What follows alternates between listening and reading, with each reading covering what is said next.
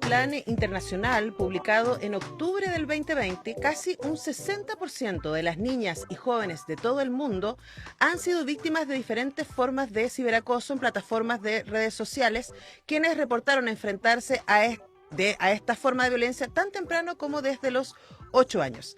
El informe titulado Toxic Twitter, A Toxic Place for Women, en la Amnistía Internacional, que es como Twitter tóxico, un lugar tóxico para las mujeres, subrayó que el 88% de las mujeres encuestadas había sufrido acoso u hostigamiento al utilizar Twitter para abordar temáticas feministas o vinculadas a la igualdad de género. Yo puedo dar testimonio de que eso sucede, me ha pasado. Según lo reportado por Amnistía Internacional, 59% de las mujeres encuestadas señalaron que los autores de ciberviolencia habían sido personas desconocidas y el 59% indicó que los abusos habían incluido racismo, sexismo, homofobia o transfobia. Esos son los datos duros que tenemos respecto a lo que sucede en términos de ciberacoso, especialmente con niñas, jóvenes y mujeres. Y para comentarlo, estamos con la presidenta de la Fundación Datos Protegidos y académica del ICI, del Instituto de la Comunicación e Imagen de la Universidad de Chile, Patricia Peña. Pati, ¿cómo estás? Muy buenos días. Hola Antonella, buen día. No escucho a Pati. Pati, ¿estarás por ahí? Sí. Ahí estás. Y yo no te escuchaba. Hola. A ti, pero tú me escuchabas a mí. Pati, querida, ¿cómo estás? Buenos días. Aquí estamos. Buen día, Antonella. Buen día a todos y a todas. A todos. Pati, bueno, ustedes desde la Fundación Datos Protegidos y hemos conversado nosotros acá en el programa antes, hablado de ciberviolencia y ciberacoso, pero esto tiene características particulares cuando se trata de niñas, jóvenes y mujeres. Hablemos un poco de ciberviolencia y ciberacoso con perspectiva de género. ¿Qué es lo que está pasando ahí? A ver, primero que nada, Antonella, decir que la semana pasada se acaba de lanzar un informe preparado por ONU Mujeres en el marco de lo que es la Convención Belén do Pará, que hace un recorrido por finalmente un diagnóstico a nivel personal que creo que es principalmente lo importante de comprender, que es un esfuerzo finalmente de este informe de hacer ese panorama en la región, porque efectivamente estos últimos 3 años todos los países en América Latina han puesto un especial énfasis, especialmente desde estudios que se han hecho desde la sociedad civil o desde la academia, para tratar de empezar a medir y entender lo complejo que es el fenómeno de la situación de acoso digital, ciberacoso y violencia digital en línea, ¿ya? Eso primero que nada, y una cosa importante que señala este informe, fíjate, es que efectivamente en países como el nuestro tenemos un problema con los datos, ¿vale? O sea, no tenemos estadísticas sistematizadas en relación a cómo esto ha ido creciendo y se hace urgente de tenerlo, ¿ya?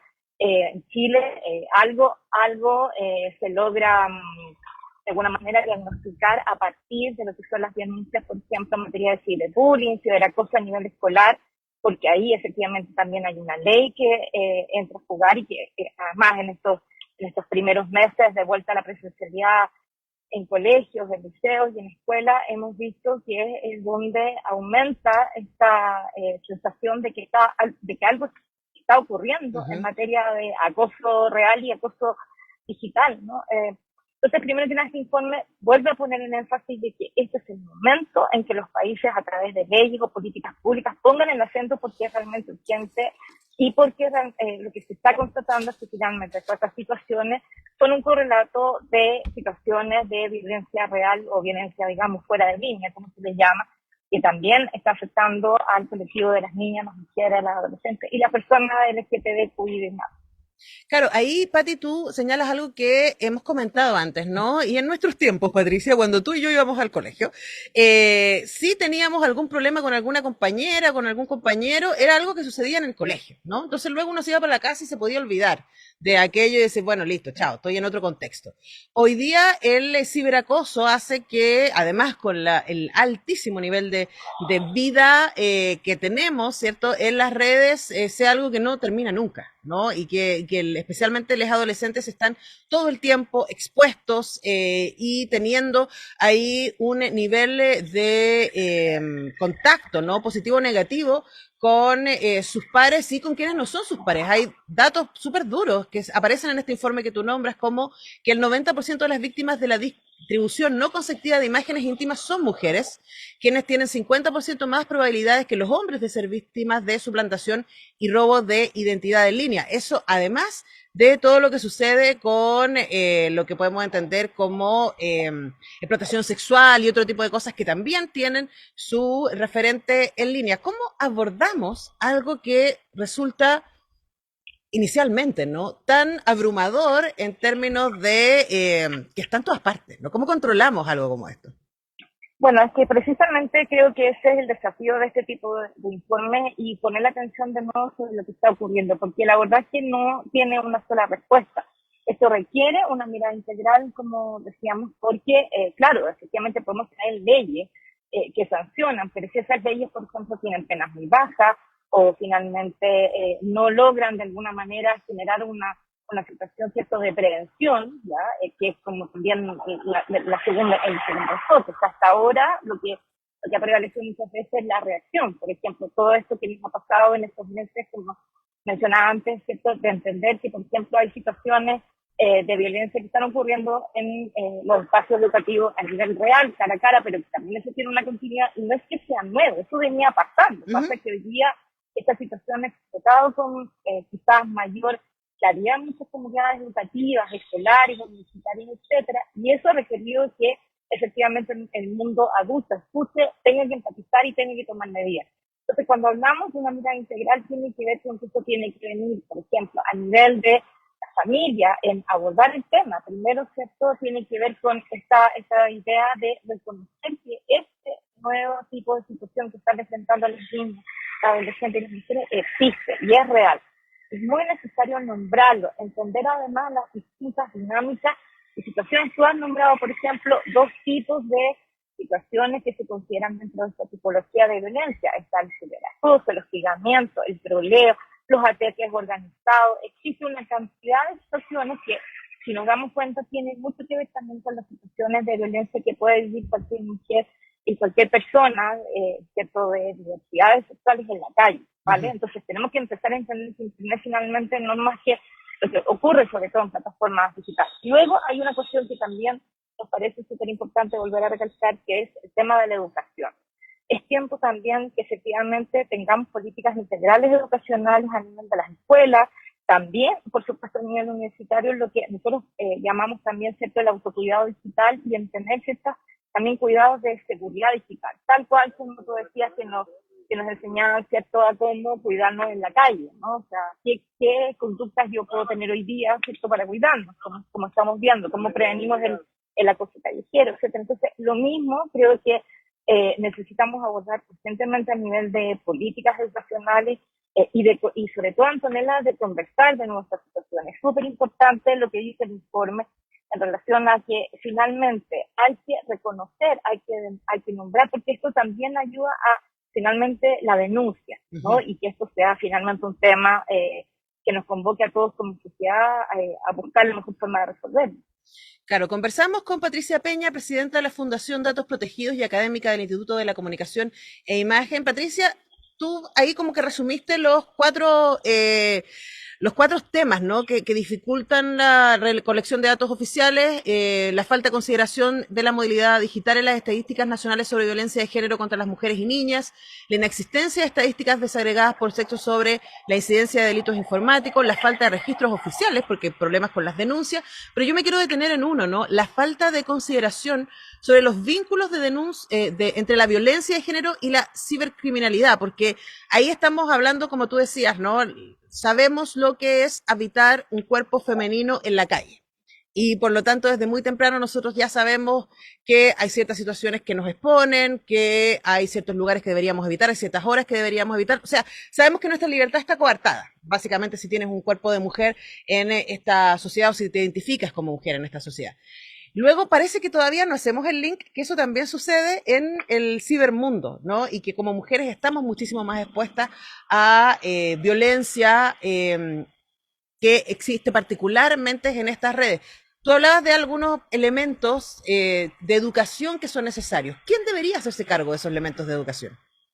Bueno, todos, en general, o sea, partiendo desde tu educación escolar, efectivamente, los colegios, las escuelas todavía, incluso a nivel de los más chiquititos y las más chiquititas, todavía se puede hacer mucho ahí, Antonella. Hay una situación que también que hemos estado conversando hace mucho tiempo, que es, por ejemplo, la exposición que a veces hacen muchos niños pequeños al estar sus imágenes dando vuelta en redes sociales, o esta idea si es realmente necesario entregarle o pasarle un celular, una tablet a un niño tan pequeño, entendiendo que finalmente, particularmente plataformas de redes sociales, los espacios donde se consumen contenidos no necesariamente están adecuados para niños tan pequeños. Entonces, si los dejamos solos, como dicen algunos profesores, que son como huérfanos digitales, donde finalmente yo dejo que el aparato lo entretenga todo el día, les entretenga todo el día y no converso con ellos, no genero una instancia de mediación.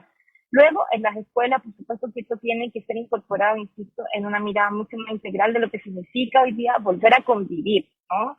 Porque esa es finalmente también la discusión que estamos viendo en esta vuelta a la normalidad. O sea, hemos estado 2 años con niños, niñas y adolescentes viviendo, digamos, en sus intimidades, en sus cotidianos familiares, etcétera. Y eso significa volver a convivir. Entonces, ¿cómo se están resolviendo las situaciones de convivencia, de violencia, ¿cierto? Lo que tú decías de lo que nosotros vivíamos cuando éramos más chicas, quizás de otra manera, y entender que hoy día efectivamente cuando eso va a la esfera digital deja una huella que es indeleble.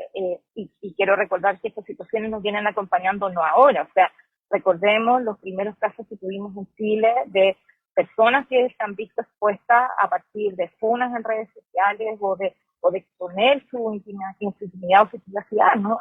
Tenemos casos bastante históricos ya. Entonces, ahí todavía falta que efectivamente el sistema escolar, sobre todo el sistema escolar público, tenga ciertas orientaciones, ciertos principios que permitan conversar esto dentro de lo que puede ser una educación, ¿cierto? Para la preparación ciudadana, o también incluirlo en los temas de educación sexual, que es la demanda también hoy día más fuerte, ¿no? Entender qué significa, por ejemplo, la exposición, como tú decías, de más sin consentimiento, ¿ya?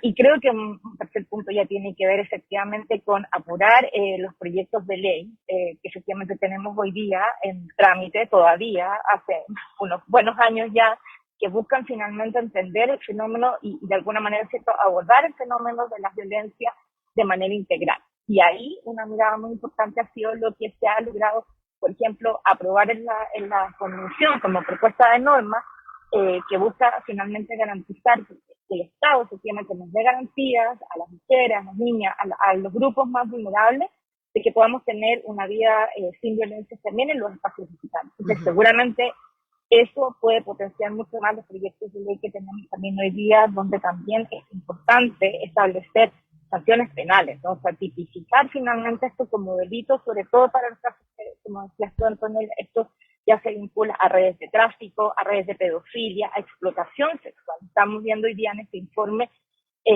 cómo aparece de nuevo la relación entre cierta explotación sexual de niñas y adolescentes, que es muy complejo y que efectivamente tiene mucho que ver también con la situación de vulnerabilidad porque viven muchas de esas niñas en otros países. Bueno, de hecho, ustedes el 2020, como Fundación Datos Protegidos, juntos con Maranta y ONU Mujeres, presentaron una encuesta, Violencia Digital, Experiencia de Niñas y Adolescentes en Chile, en el cual se identificó que 7 de cada 10 adolescentes entre 15 y 18 años ha vivido alguna manifestación de violencia en Internet. Es altísimo, altísimo el dato. Pati, para cerrar, ¿no? Tú dabas ahí como algunos tips respecto a cosas que deberíamos tener en cuenta. No sé si me escuchas, Pati, tengo mucho ruido al otro lado. Ya. Sí, perdón, estoy yo aquí al aire libre, perdón. Sí, bueno, no, simplemente para cerrar, y yo me imagino que hay muchos padres, madres, educadores y educadoras que nos están escuchando diciendo, bueno, obviamente no puedo tener cierto nivel de control sobre mi niño y mi niña, porque aquí hay que enseñar a ambos, ¿no? A los niños, a las niñas, a los niños, respecto a cómo movilizarse en las redes sociales, qué cosas pueden y no pueden subir, qué cosas pueden y no pueden decir, etcétera. ¿Cuáles serían tus recomendaciones? ¿Dónde hay herramientas para padres, madres, educadores y educadoras para poder guiar a las y los menores de edad en este proceso?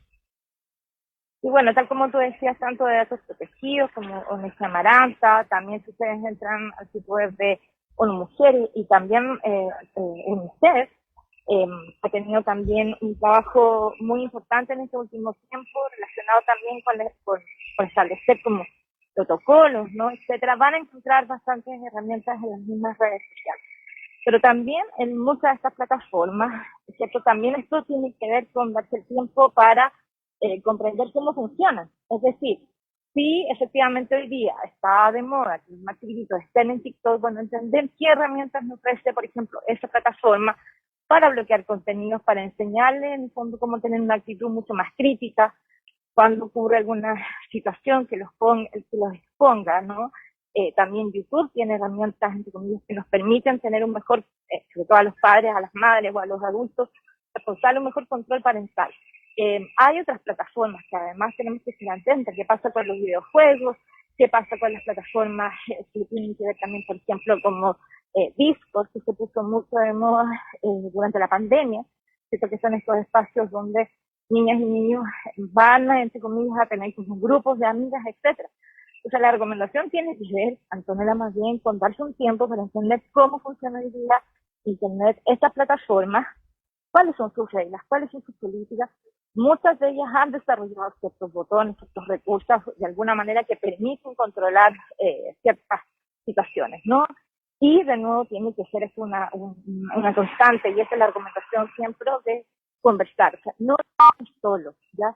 Es lo mismo que ocurre cuando entendemos que efectivamente si hay una situación de denuncia, si hay un rumor de que algo está pasando en la comunidad escolar, que es lo que hemos visto en estas últimas semanas, ¿cómo no hacer que esto finalmente llegue a últimas consecuencias donde no hay nada por hacer y la situación explota? ¿No? Entonces la escucha creo que es también un elemento fundamental y generar estos espacios sociales, ¿no?